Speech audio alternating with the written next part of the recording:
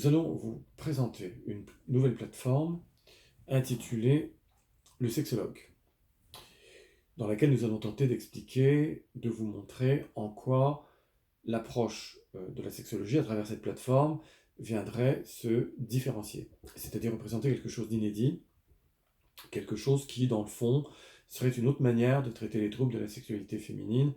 et masculine. Alors, avant de vous énumérer les troubles les plus courants,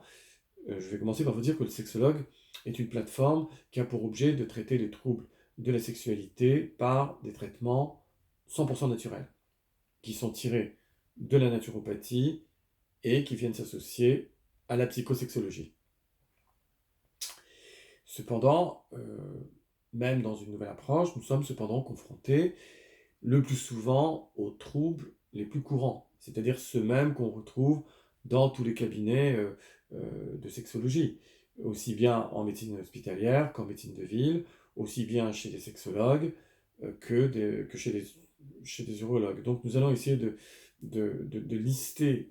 parmi ces troubles, disons, les plus courants, euh, sur quoi je dirais que le trouble le plus courant, personne ne doute qu'il s'agit du trouble de la dysfonction érectile. La plupart du temps, nous sommes sollicités pour le trouble de la dysfonction érectile, à des degrés différents. C'est pourquoi nous reviendrons sur ce trouble. Ensuite vient l'éjaculation précoce, c'est un trouble qui est également très fréquent, souvent associé au trouble érectile. Il y aura tellement à dire que là-dessus aussi, on devra revenir sur ce point. Pour l'instant, nous sommes juste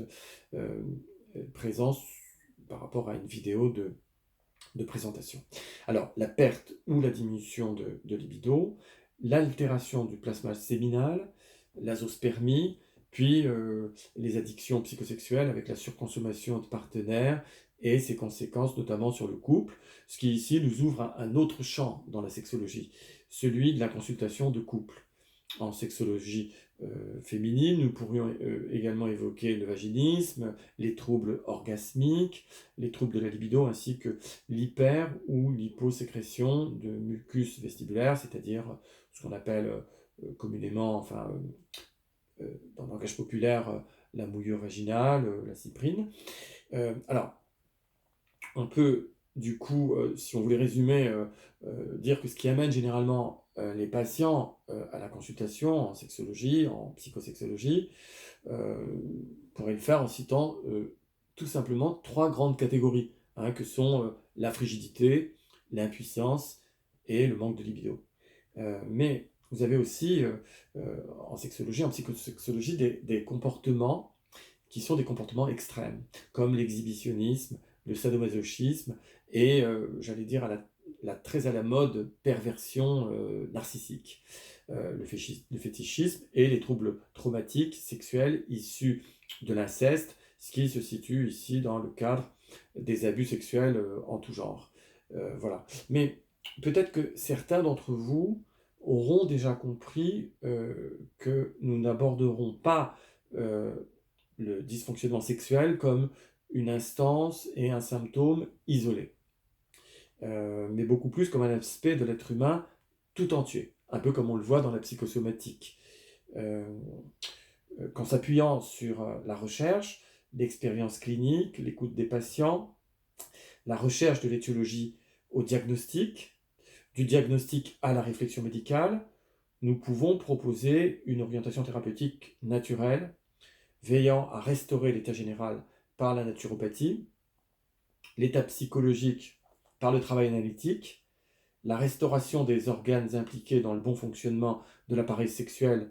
par la médecine naturelle, un peu comme la naturopathie, et nous situer dans un travail analytique, mais également une approche totalement antinomique de la prescription systématique, habituelle et inappropriée de puissants et dangereux vasodilatateurs, accompagnés de conseils, la plupart du temps inutiles, et d'aptitudes probatoires à une certaine désorientation. Du coup, au contraire, le profil de cette plateforme sera plutôt d'utiliser tous les moyens naturels dont nous disposons pour l'amélioration de la condition de nos patients, la psychologie, la psychosexologie, associant la psychanalyse et la psychologie des profondeurs, d'interaction aux mécanismes physiologiques associés à l'art thérapeutique des traitements naturels de la naturopathie. Voilà, je vous remercie.